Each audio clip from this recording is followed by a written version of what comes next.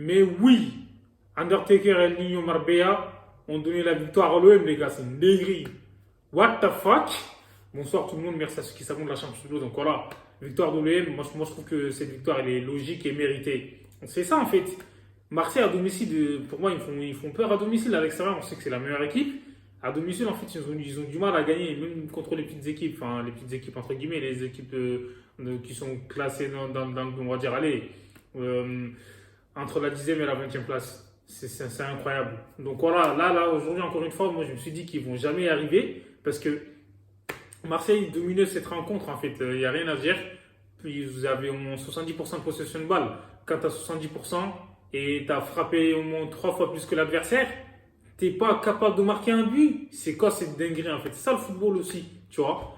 Le plus fort ne gagne pas forcément. Auxerre, de toute façon, on a bien vu, c'était un bloc bien bas. Ils ont subi. Et ils ont ouvert le score. C'est quoi ce but de ouf, en fait, venu d'ailleurs, de nulle part, de Touré, là? What the fuck? Honnêtement, en fait, il a mis une frappe et tout. Le gardien, il ne pouvait rien faire. Donc voilà, et après, vu qu'ils avaient l'avantage, ils se sont contentés de défendre. Et dans le football, voilà, à force de subir et tout, tu finis par craquer. Marseille, ils ont voilà, réussi à marquer vers la fin, la 75e minute de jeu, frère.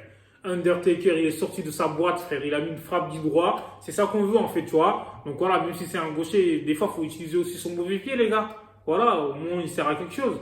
Et grâce à ça, Under, il a marqué, franchement, depuis quelques semaines, je trouve que c'est l'un des meilleurs Marseillais. Donc voilà, il fait la différence. Même si des fois, il ne fait pas forcément les bons choix. Donc dans les centres et tout, il n'est pas souvent en réussite.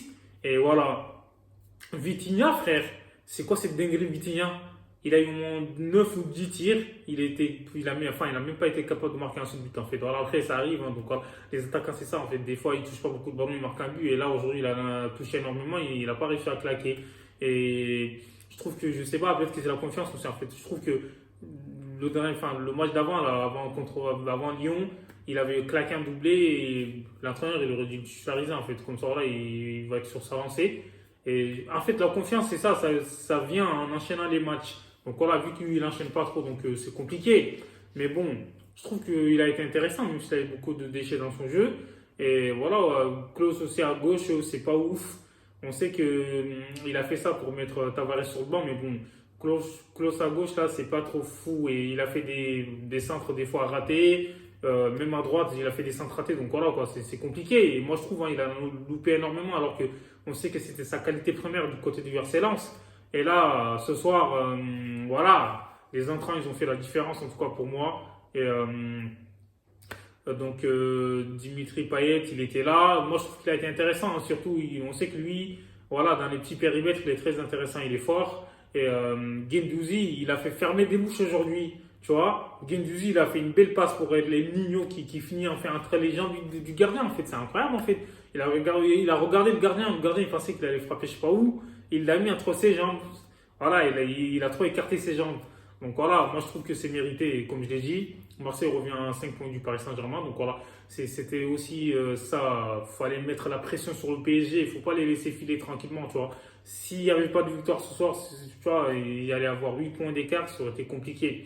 Mais avec 5 points, je trouve que Marseille, il faut essayer de gagner les autres matchs, même s'il y aura le choc contre Lens, ça va être compliqué. Mais bon, les Parisiens, ils vont jouer avec un peu de tremblement. Parce que là, on sait qu'ils jouent sérieusement tout ça, là, parce qu'ils savent qu'ils vont être champions, parce qu'il y avait 8 points d'écart. Mais là, ce soir, voilà, et les changements, je trouve, comme j'ai dit, ils ont fait la différence. Parce que ça se voyait que les joueurs de Marseille ils étaient cramés aussi, là, tu vois, parce qu'on l'a bien vu, Verretou, on ne va pas trop, à part les coups de pied arrêtés. Donc, il fallait faire un petit changement, tu vois, ça fait la différence. Et Mbemba aussi, il était sorti. Voilà, les victoires de l'OM, c'est mérité. Dites-moi ce que vous en pensez en commentaire, abonnez-vous.